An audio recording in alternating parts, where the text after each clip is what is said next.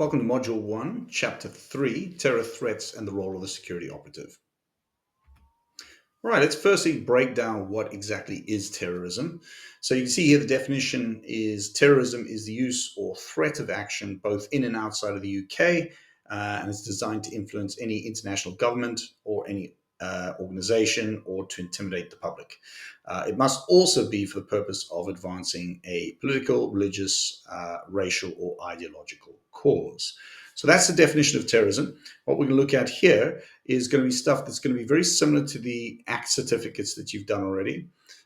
So you also have to complete ACT security and ACT awareness as part of your pre-course materials. So please do make sure you do that prior to going to the class. And it'll cover very similar subjects to this, but there's a little bit more interaction on those courses as well. So do make sure you get those done before you go to your classroom. Okay, so let's firstly look at the terror threat levels.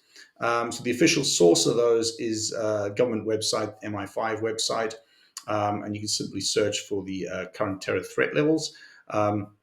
There won't be an exam questioning you on what the current threat level is, because as you can imagine, that could change at any time. But the likelihood of the threat levels being brought up in the question paper is quite high, because they're going to ask you either for definitions or for the order. So let's have a look.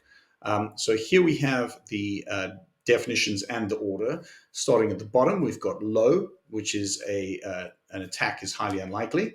We've got moderate, an attack is possible but not likely. Substantial, an attack is likely. Severe, an attack is highly likely. And critical, an attack is highly likely in the near future. So if we're just breaking those down a little bit more, the reality is here in the UK, we've pretty much stuck between substantial and critical. We've not that I can remember ever being at the moderate level here in England or Wales anyway. Substantial means an attack is likely. So we've got to always think that at all times when we're doing our job, an attack is likely. So we've got to prepare for that. And part of this is being pre-prepared for all these type of eventualities and having procedures in place in the event of an attack. Okay, so severe an attack is highly likely. So this means that, we do spend a bit of time in here as well. The threat level's up a notch. When it gets to critical, it's actually normally based on either an attack is underway, it's happening or just happened, or there is very good, clear evidence and intelligence that an attack is about to happen. And this can be from MI5, MI6, police intelligence. So all of that intelligence could then lead government to raise us to the critical threat level. All right, common terrorist attack methods. Generally speaking, we want to try and make our target as unappealing as we possibly can. So when there's a preliminary target selection, if we made our target look uninviting to a terrorist, in other words, we've got good cameras, good patrols going on, that kind of thing, that can deter a terrorist from picking us as a target, our location as a target.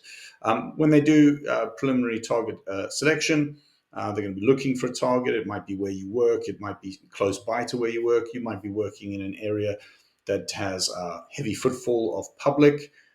So that could create a target. It could be a well-known location where you're working, again, that a terrorist might want to target. They might carry out initial surveillance, so taking photographs, drawing diagrams, etc. Then final target selection, which again, we do have the chance if we're carrying out good patrols and, talking to people on the ground, how can we help you, approaching them, asking them what they need, letting them know they're on camera, that kind of thing, to try and dissuade them. Final target selection, pre-attack surveillance to come back again, potentially take more pictures. Then they go away to plan, potentially carry out a rehearsal run, then they execute, and then lastly, they might have a plan to escape or exploit their attack as well. So again, good, clear patrols, good cameras, actually engaging with people. These are good ways of deterring an attack on your premises. Types of explosive attacks commonly used. These are normally IEDs, so improvised explosive devices. It could be person-borne, could be vehicle-borne, or it could be leave behind. Person-borne is obviously going to be some kind of worn garment, such as a vest, that will have explosives. Vehicle-borne, the vehicle itself could be packed full of explosives and either parked somewhere, driven into a building, driven into a crowd of people, used as a weapon. And a leave behind device obviously is a rucksack or bag packed full of explosives that's then left somewhere to potentially detonate, either on a timer, or it could be on a trip switch, or it could be a radio or a mobile phone that's used to detonate the device. Um, Current terrorist attack methodologies. The first one on the list there is a marauding terrorist attack. Um, this means that somebody is moving through an area and attacking people as they move through the area. So could be using firearms, knives, sharp objects, or blunt objects to cause injury to people passing by. In this country, the weapon shown on the screen there is probably not that likely to be used. In the UK, more likely would be knives, machetes, those kind of weapons. Um, Guns themselves or firearms are, they're not completely zero in this country, but they're a lot less common than, say, mainland Europe. So chances are somebody having an automatic weapon and attacking is quite unlikely, not impossible, but quite unlikely. Here, you're more likely to see people using machetes, for example, to cause injuries. Vehicle attacks, more often than not, vehicles can be used as a weapon, also known as VAAW. This is where they would take a large vehicle or small vehicle and drive it into a crowd of people, causing an awful lot of damage to the victims, potentially killing people. This type of attack has been used a number of times in Europe, also here in the UK. We've had a number of occasions of these type of attacks. One that took place in March of 2017 on Westminster Bridge. And that particular attack resulted in 49 injuries and 6 people losing their lives as a result of that attack. Chemical attacks. Chemical warfare was widely used in World War One, which resulted in many deaths, including those of civilians, as there was little way to control where the chemicals traveled once they were deployed. So if you're going to let off a gas or something like that, and the prevailing winds change direction, obviously that's going to affect which way the gas travels, and that can, of course, backfire quite spectacularly to the people deploying it. After the war, most countries agreed not to use chemical or biological weapons moving forward. However, terrorists can obviously purchase items over the shelf, which can then be created or put together to create, you know, gases, etc., that can be used against the wider population. Biological attacks, bioterrorism is the use of biological agents to cause illness or death in humans, plants, and animals. They can be made using viruses, fungi, toxins, or bacteria. These usually could be naturally occurring, or they could be man-made or man-manipulated. They can be spread through water supplies, through the air, through food, or contaminated surfaces. So biological attacks, again, whilst would be potentially quite rare, obviously could be very, very dangerous if they do occur. Radiological attacks, commonly known as dirty bombs. These types of devices are designed to spread radioactive materials across a wide area with intent to do harm. Radioactive materials are used a lot in current day medicine, as well as in research laboratories. So they can be acquired, stolen from these places in order to use them to produce a dirty bomb. Nuclear attacks. Since the atom bombs were used in Nagasaki and Hiroshima, no other nuclear weapon has been used in war. Obviously, there are a number of places that they could potentially be used, and there's obviously nuclear arsenals in a lot of countries. As far as terrorists are concerned, there's potentially a black market that they could purchase what's required which is normally weapons grade enriched plutonium, which is used to create these types of devices. Quite a skill set is needed in order to actually produce something like this, which is, again, you know, lucky for us. But it is plausible that somebody could get hold of a device and use it against the greater public. Acid attacks, not necessarily used just by terrorist attacks, but could be used by anybody as a weapon. Acid attacks are normally um, used on a targeted person or individuals, but I mean, on the plus side, obviously, there's only so much damage it can cause to a wider group of people.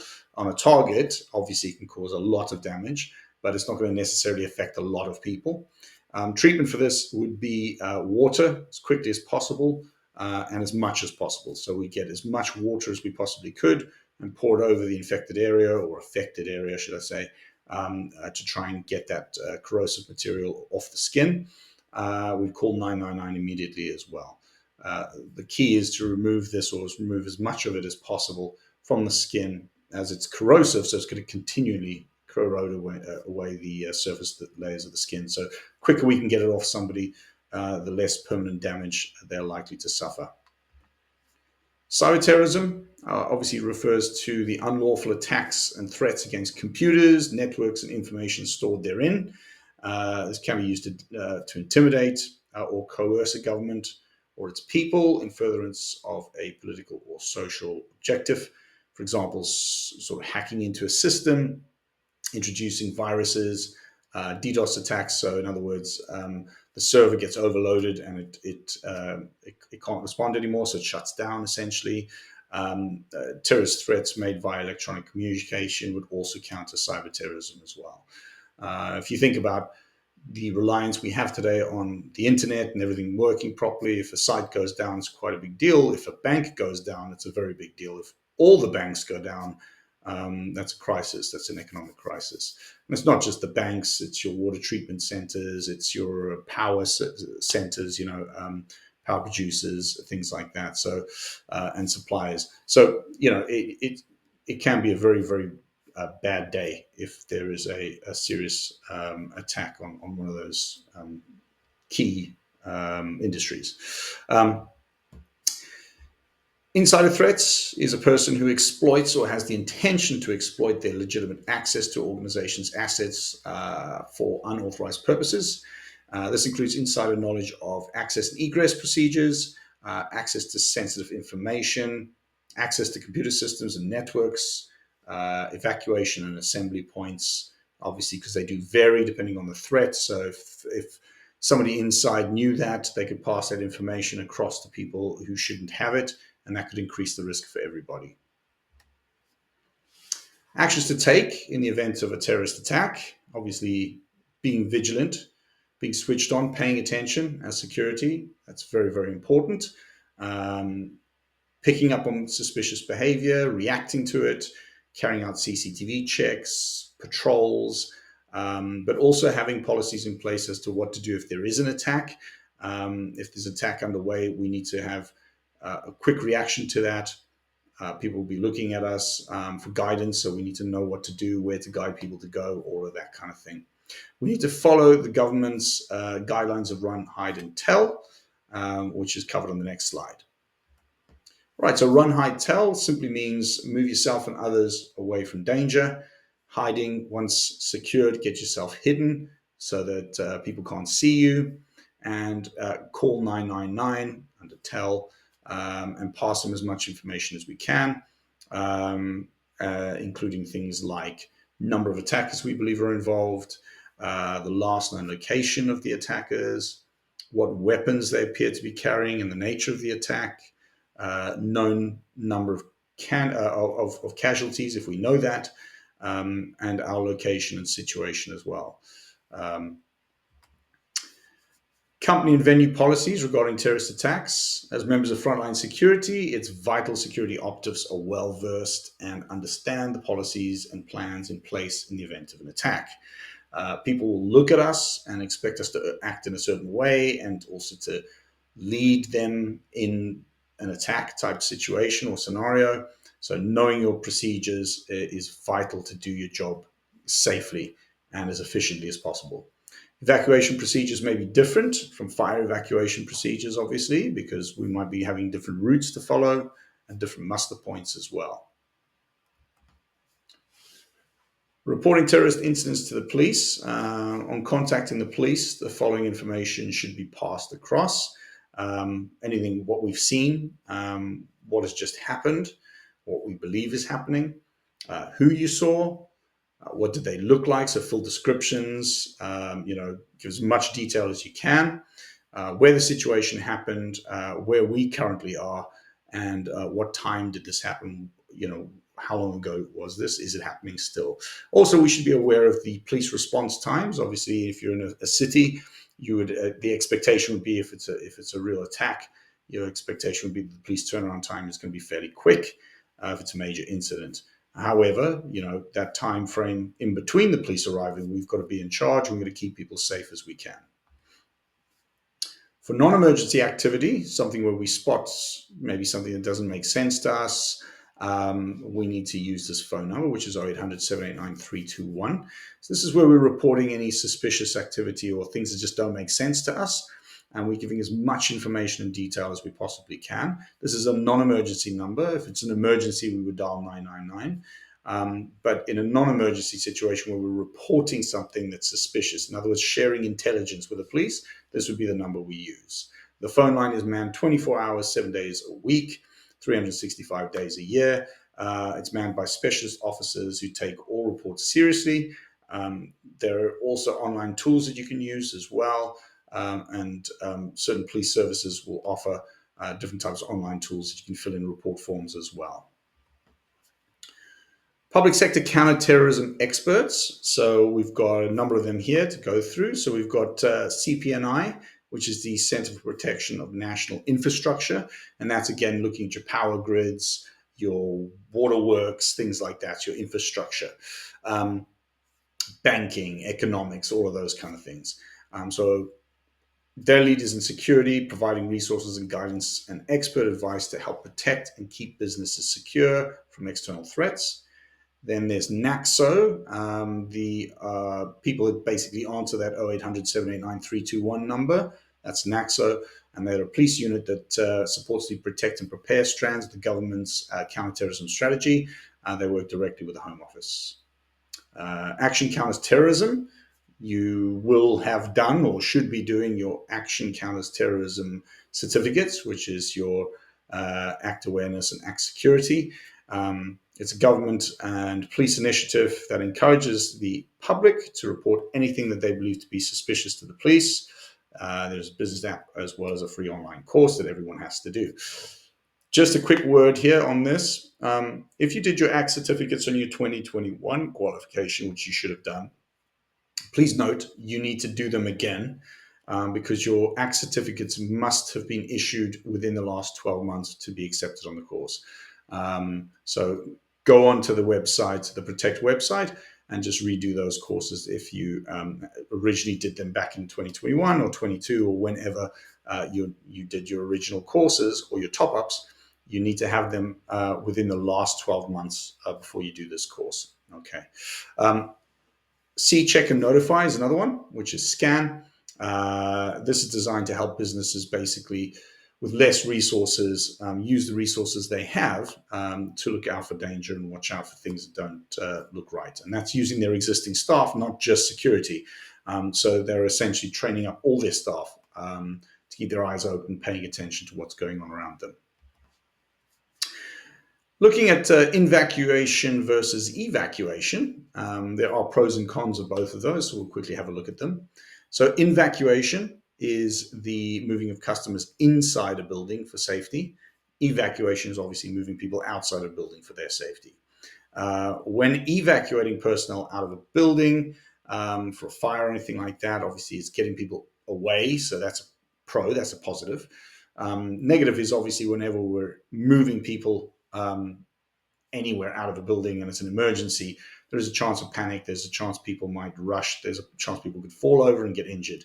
So that's a con, that's a potential negative of an evacuation.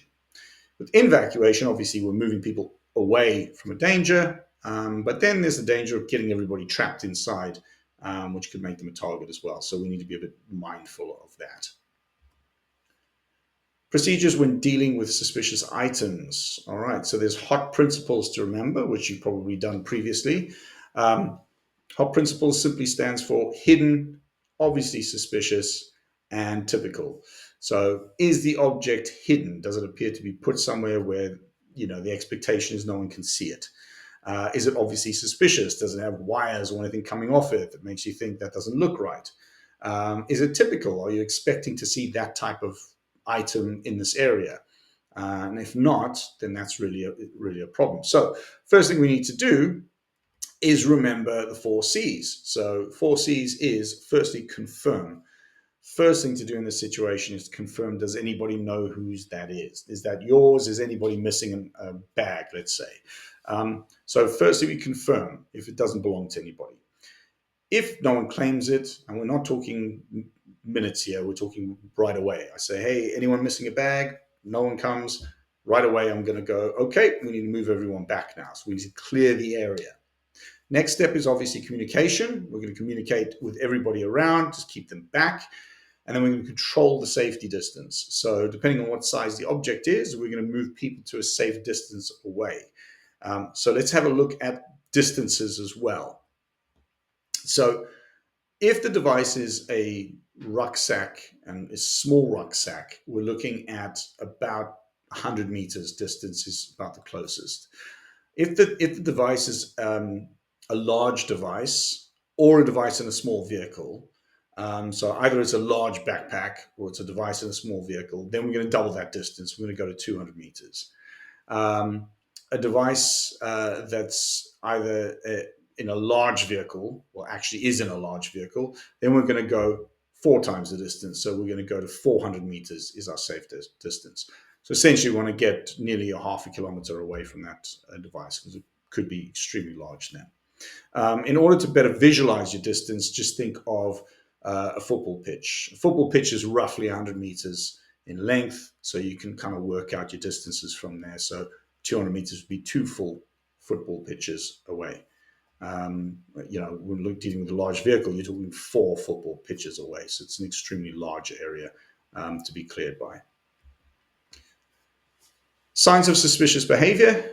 Any observed behavior that could indicate signs of terrorism or terror-related crimes. This could include any of the following. Could include in individuals taking interest in the outside of the site, making unusual requests about information that really the general public doesn't need to know, testing security teams, response by breaching restricted areas to see what's going to happen, loitering, tampering with utilities, individuals trying to avoid security, individuals carrying out activities inconsistent with the nature of the building or environment, forged documents or IDs, inappropriately dressed for the season, taking photographs and drawing diagrams of the site, parked vehicles or unattended vehicles left for long periods of time.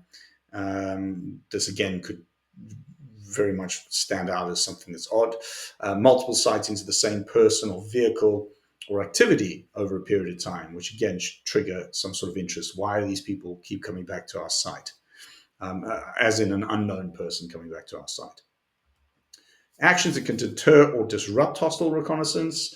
So simply ensuring visible presence of security, frequent patrols that are done at irregular intervals, maintaining good search procedures, good access and egress, so coming and going, how people get in and leave the premises, make sure we control that, and secure emergency exits when not in use to prevent any unauthorized entry.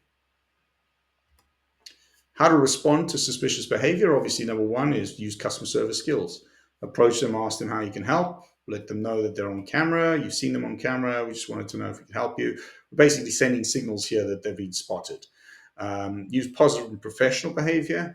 Having visible CCTV in operation is always a plus as well. Not something you directly control, obviously, as members of security, but again, the building, the owners, they would need to install cameras, and hopefully they do.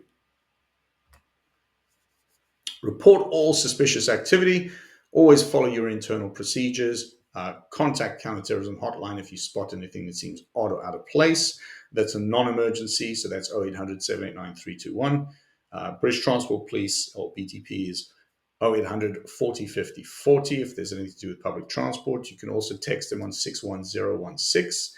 For non-emergency, you can call 101, and active counterterrorism report forms can be filled in.